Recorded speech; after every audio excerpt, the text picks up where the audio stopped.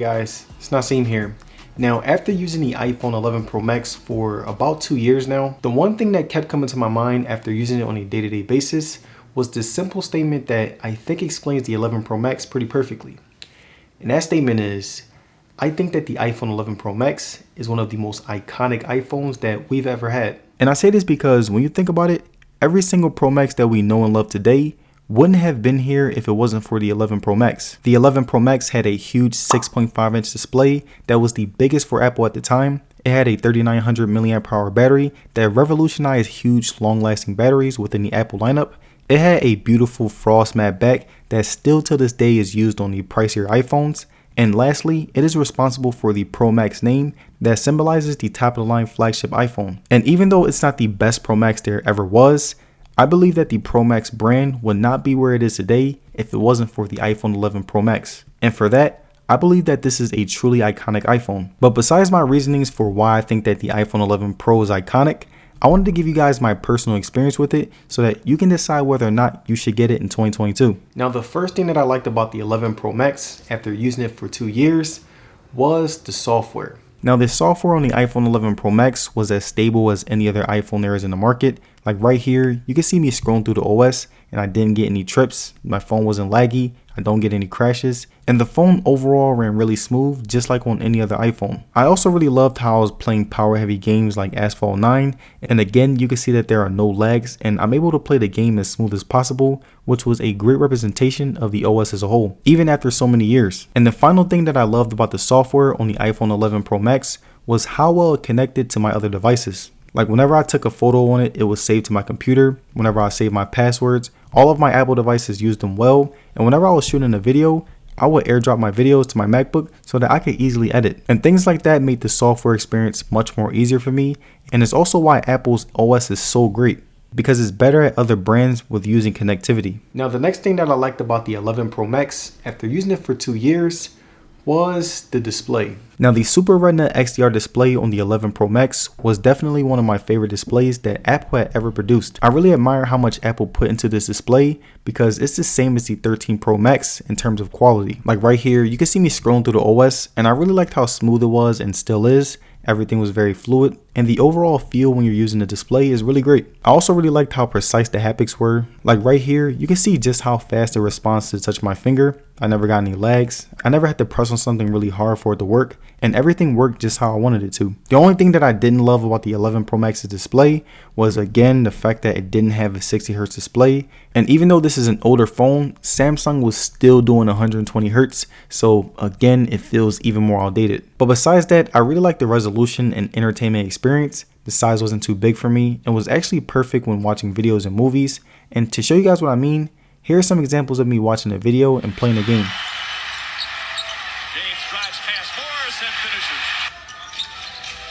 There's the cut, there's the layup, off the glass, at the buzzer. Oh, gorgeous pass as J.R. Smith goes back door. James guarded by Morris. OBJ the one starter. Up top, spoon feeding LeBron James.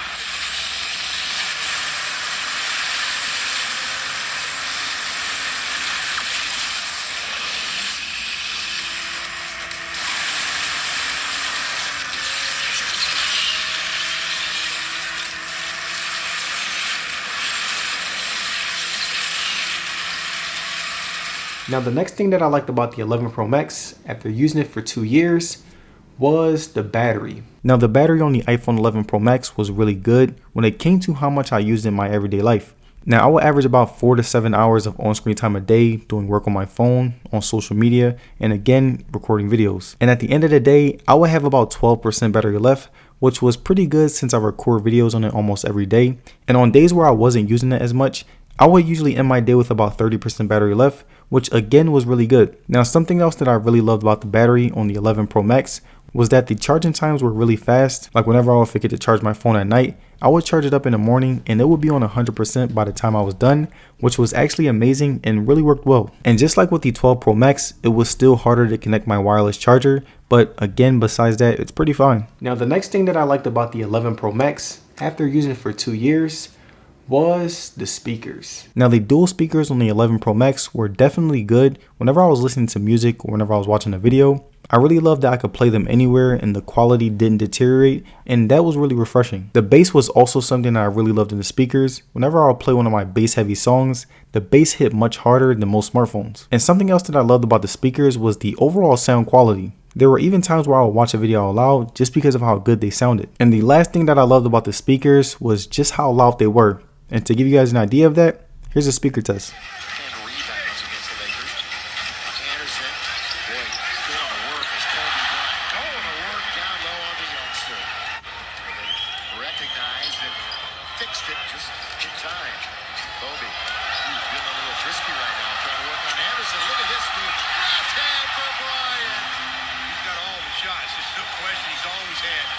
Gets it back. 13 to shoot, still time.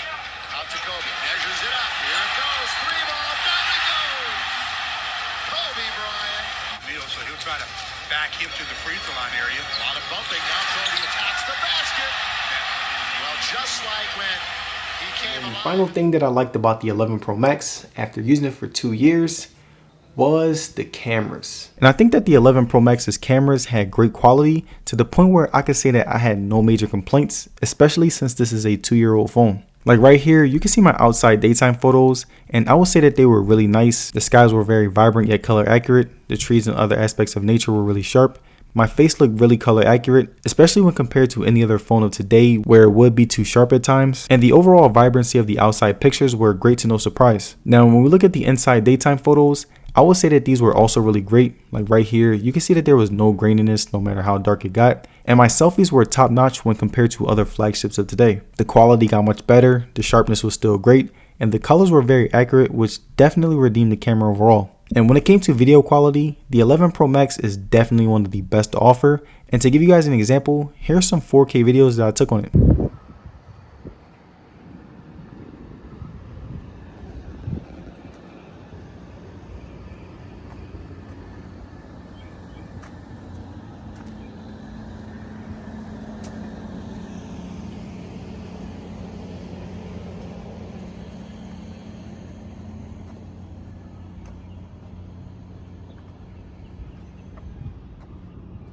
There it is, my review on the iPhone 11 Pro Max.